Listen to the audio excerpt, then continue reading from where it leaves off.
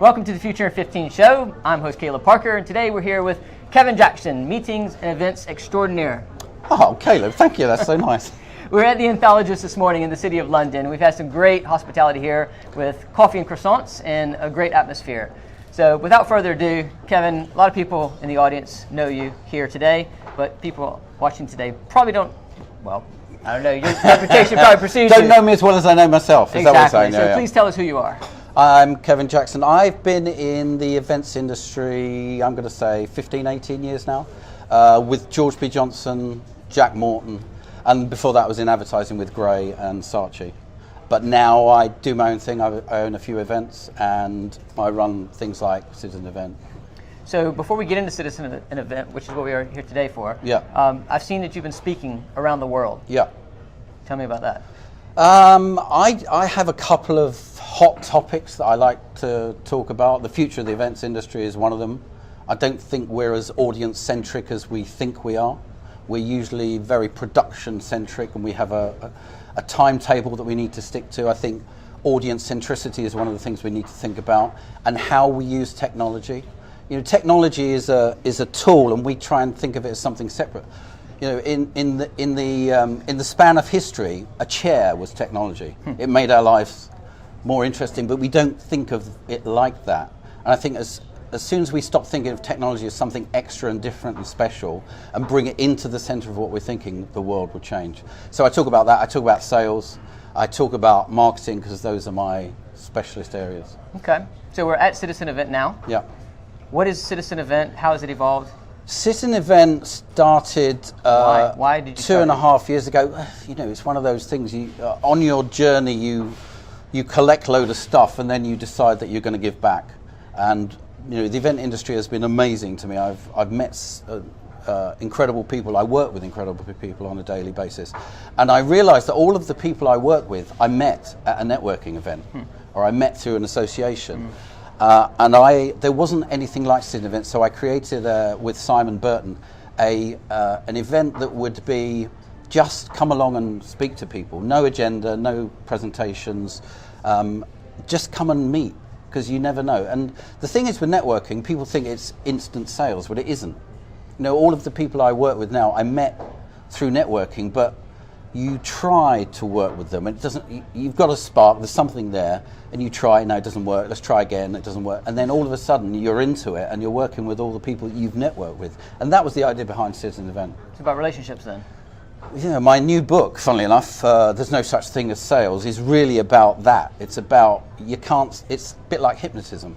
You can't sell to someone who doesn't want to buy. You can't hypnotize someone who doesn't want to be hypnotized. And sales is, and always has been, about relationship. And that the book explores that, and where those relationships come from, and how most of our behavior, I did a lot of research for this book, most of our behavior is created with our amygdala. What's sometimes called... Can you say that again? Amygdala. Or amygdala. You might need to put that on the screen for people. It's the part of the brain that's sometimes called the prehistoric brain, or the reptile brain. It's a little part. It doesn't have feelings. It doesn't have sort of language or logic. It only has feelings. And when you say to yourself, I have a gut feeling about that, or this feels like, that's the bit that's talking to you, we don't realize that the amygdala actually controls most of our behavior. And our physicality and our body does more to create our thinking than our thinking does to create our feelings. So there was, as part of the research, there was a really learned paper by Dr. Oliver Sacks. He was the guy that was played by Robert De Niro in the film Awakenings. There's a huge paper on this. And his example is, and it's graphic, so apologies. So you walk into a room and your best friend is dead on the floor. You capture the image with your eyes, which are all in lines. The lines create shapes. The shapes go up your optic nerve, and your optic nerve into your brain. Before that's happened, in the time it takes that to happen, your body has already made your eyes fill with tears and your body pump adrenaline, because your body reacts quicker than your brain. You know, when we say you make up your mind on someone in a third of a second, it's your body that's doing that, not your head. It's feelings. You know, knowing that there's something behind that bush that's going to kill us is survival technique, and that's the amygdala, and that controls your behavior, and that's controlling buying and selling. So that's different than a mind over matter scenario. Yeah, it's completely different. You know, we think much less than we think we think. We think we're all cerebral, but we feel, and if we connect with our feelings, the world's a different place. So when is this book coming out? It should be the end of this month, September, or end of next month, September. And where can we find it? It's sort of privately distributed through a company called Book Boom. Okay.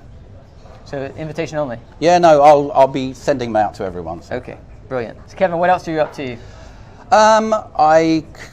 When I left GPJ sort of nearly 4 years ago, I was looking for something to do. I thought I should create an event to put my money where my mouth is. And I looked at things to do, and I looked at trade shows. The biggest trade show in the world, I think, is label making or badge making, which is incredible. And I looked at crafts and needlework and knitting. And then I came around Facebook. Is that your hobby? Yeah. Stick to your knitting. And then I came around faith groups, and I found the Muslim community who were in the back of school halls and community centres, and I thought I could really do something with this, because I think I was fascinated by the fact that they would describe themselves as Muslim before their nationality, because the Muslims come from Turkey and Saudi Arabia and the Emirates and Beirut. So why would you describe yourself as a religion rather than a nationality? No one else does that. And Muslim Lifestyle Show was created to show food, fashion, finance and travel of the Muslim community, everything else but religion. And we did it in Olympia 3 years ago. We've just done the 3rd edition. And then we're up to 20-odd thousand visitors. And out of Muslim Lifestyle Show came Halal Food Festival, which is at Tobacco Dock, which has 18,000 visitors sort of 3 weeks ago. And then in the middle of that is the Eid Festival, which is insulting them, but it's like a Muslim Christmas, which we had 45,000 people at Westfield in Shepherd's Bush rather. So that's been going, and then the thing that does this, so the thing that creates an event is the experience, is the marketing, which is my event consultancy, sales consultancy, speaking thing. So you do your speaking, your event consulting through this organization? Yeah. The event, the experience is the marketing? Yeah. Because, people think that, 95% of people believe a brand by what it does. Not what 15% believe the advertising or the PR. 95% believe what happens at retail, what happens when you phone the call center, what happens when you go into reception, what happens at an event. Experience marketing is so great because it's emotional. Back to the amygdala, it's that creating the emotional link with a person such that, the logical things, the price, the quality of the product. If you create an emotional link with someone, they'll come and talk to you about the logical things. Yes. When you're selling, of course, you have to create an emotional link, but you have to underpin with logic. And it's the same with brands. You have to create an emotional relationship with your customers and clients, such that you can have conversations about the logical things. But that emotional link is what the brand is. Yeah. It's not what you say it is as the company, it's what the customers, the clients say it is. And it's, when a brand creates an event, they have to come out from behind their HQ and be real. They have to portray themselves as something. They have to tell stories. They have to represent themselves with their food, with their decor, with their environment. You pick as much from the environment the event creates as you do from the stories it tells. You don't need to beat people over the head with your brand message all the time, because they pick it up from the environment, they pick it up from the way they're treated, they pick it up from the way they're talked to, the way the brand represents themselves. And those things are what binds us to events and what binds us to brands. Creating a pitch process for an agency is really difficult, because you have to convince the business that you can win it. But of course, history tells you you're going to lose more than you win. So making people do something they don't want to do is really hard. Getting people to commit ideas, energy, time, enthusiasm to a pitch process that they know is sort of flawed, a salesperson somewhere, a business development, is making them do it, and they don't. That's a difficult process. It would be much better spending that money building a proper sales pipeline and going to build, and back to the relationship, going to build real business relationships and having a strategy that says, it's like date. I talk about date as a single guy. I talk about dating all the time. It's a passion. Kevin's single, just a plug. Yeah. Thank you. Answers on a postcard. Right, you can't date every person in the world. As much as you might want to, you can't. You have to be loyal to the person that you're trying to date. You have to say, look, I think there's something in this, and I'm going to try my hardest to convince you that this thing. But if that person thinks you're trying to date 17 other people, then that's going to fail because you're not being genuine. What you have to do is work out the companies that you want to work with, that you can work with, that it's possible to work with, and go and make a relationship with them. And not give up until they say, do you know what? There's no chance. And then, and only then, can you move on. And it's not a relationship based on pitching. It's a relationship on developing ideas and creating a plan.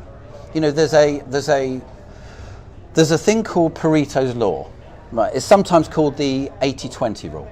20% of your effort gives you 80% of your output. 20% of your customers spend 80% of the money. 20% of golf club members use the golf club. 80%. You know, it's that. So Pareto's Law is a repeating fractal. It's a fractal. It's a repeating equation. So 20% of your 20% gives you 80% of your 80%.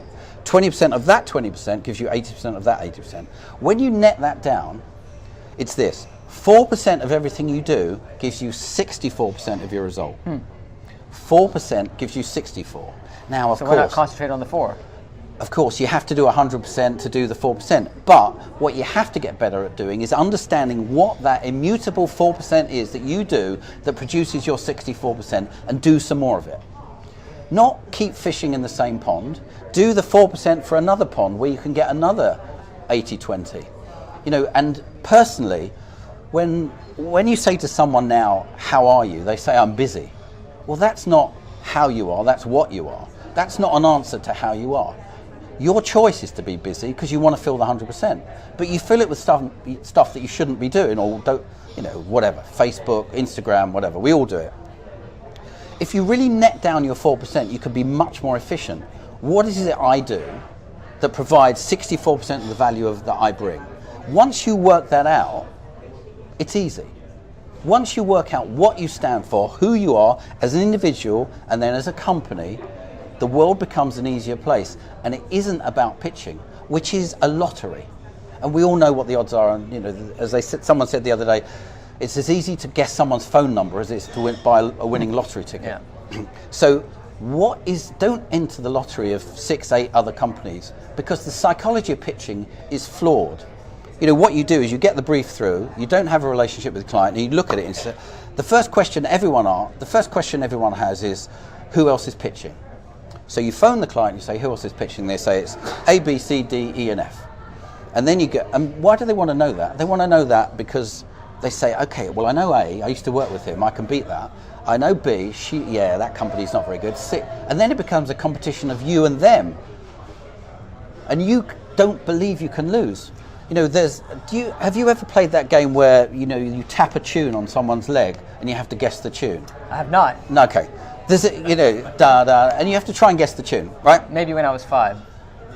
The person who's doing the tapping believes that they're going to guess 95% of the time. The actual reality is 15% of the time. Right? Yeah. So you think you're going to win. You have an overconfidence in your own ability against these guys. But there are so many other factors in terms of what the brand's doing, what the brand's saying, what relationship you have, what the decision tree is, what the stakeholder group is, how your relationship with the who's going to represent you once you leave the room. All of those things are complex, and pitching makes you do the wrong thing. So if I were to summarize this... Please. This can be the headline of the book, go on. If I were to summarize this, I think it sounds like to me what you're saying is know who you are, because that's how you want to portray yourself to people and be authentic with, to create a brand. Yep.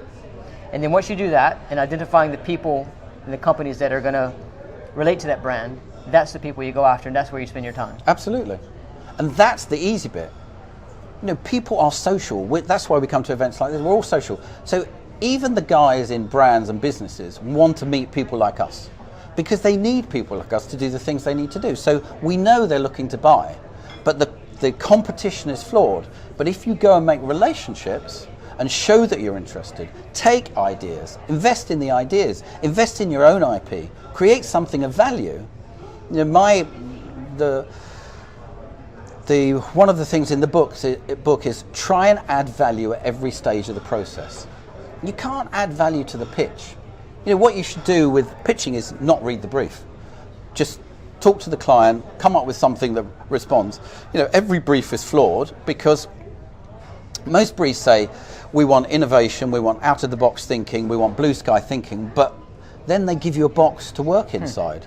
You can't be out-of-the-box thinking if you've described a box which is an event or a website. So what you should do is talk to the client, understand the thing, and build a relationship, because pitching isn't the way. All right, so Kevin, last question for you, Yeah. And this is for everybody watching. The first step to changing this around, if you're an events company, what is it? Networking. Go and meet people. Do everything you can to spend time with your clients. Go to conferences where your potential clients are speaking. Go and talk to them. Hear them speak, so you know what they do. You know what they stand for. You get more from the experience than you do from the brief. You can't understand anyone until you've heard them speak and you've listened to their views on something, because those things aren't written down. You've got to get to the emotional heart of a person. Once you create a relationship, an emotional relationship built on trust and transparency, then you're going to win. Excellent. Well, thank you for coming on the show. Really appreciate it. Thank you. Cheers.